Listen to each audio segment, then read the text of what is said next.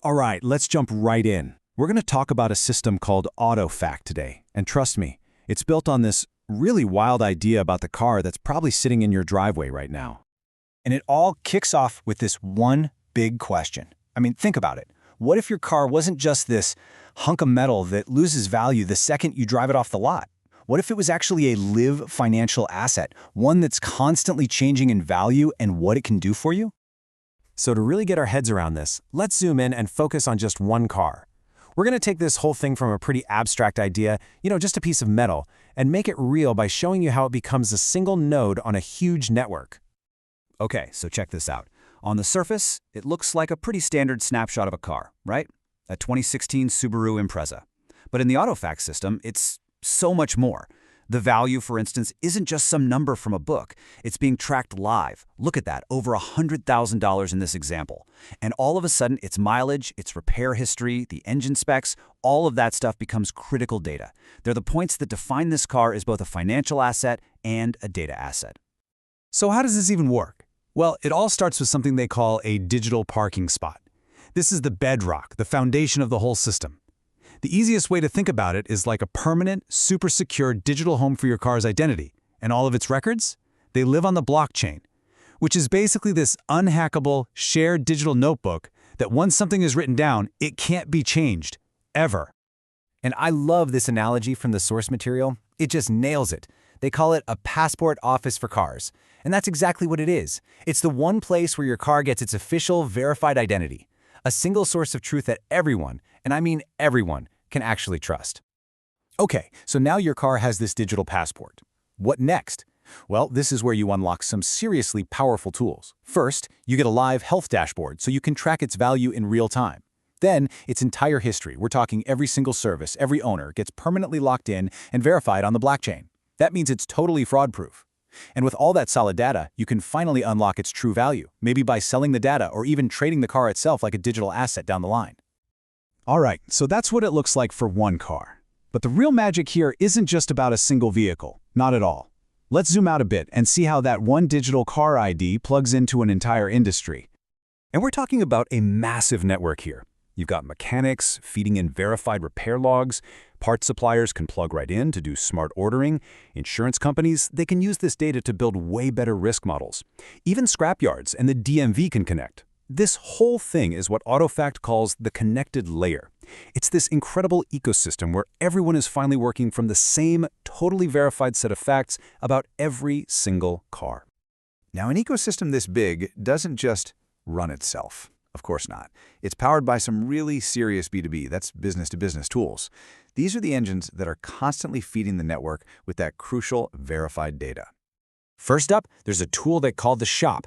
And the best way to think about it, using an analogy from the source, is that it's kind of like Square, but for auto repair shops.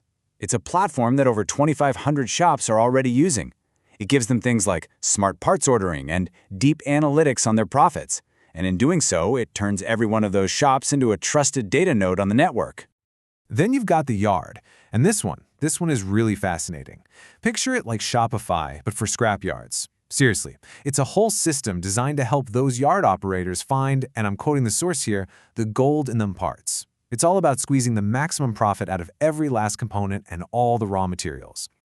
And listen, this isn't just some nice idea on paper. The results are real and they're impressive. The data shows that operators using the yard are seeing huge gains. I mean, look at these numbers. A 47% average jump in their profit margins, a $12,000 boost in revenue every month. And on top of that, they're saving more than 3 hours of work every single day. That's a real, tangible impact on their bottom line. Okay, so let's pull the camera back as far as it can go. Let's look at the big picture, because this is where it's all heading. The ultimate vision here is to create a completely new financial market for cars, a place where you could trade vehicles just like you trade stocks. And this dashboard mock-up from the source gives us a really cool peek at what that might look like. We're way beyond just a car's Kelley Blue Book value here. In this world, vehicles are sorted and valued across multiple dimensions. Yeah, you've got the usual depreciation or appreciation, but look at this. You also have their carbon credit value. Let's drill down on that carbon credit piece for a second, because this is where it gets really interesting. This chart shows something you might not expect. Sure, new and pre-owned cars generate some credits, but it's the recycled, end-of-life vehicles. They're the ones with the highest potential value, both environmentally and financially. Who would have thought?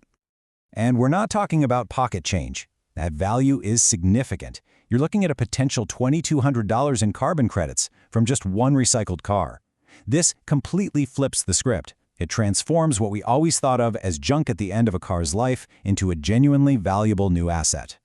So to kind of wrap our heads around this whole idea, the source material gives us this perfect three-part analogy. This car futures exchange, it's like a Bloomberg terminal for all the financial stuff, the trading and liquidity. But it's also like Carfax for the bulletproof, verified vehicle history. And it's also certified like the gold standard for carbon credits. You see, it's a truly multi-dimensional market. Whew, okay. That's a lot to process, I know.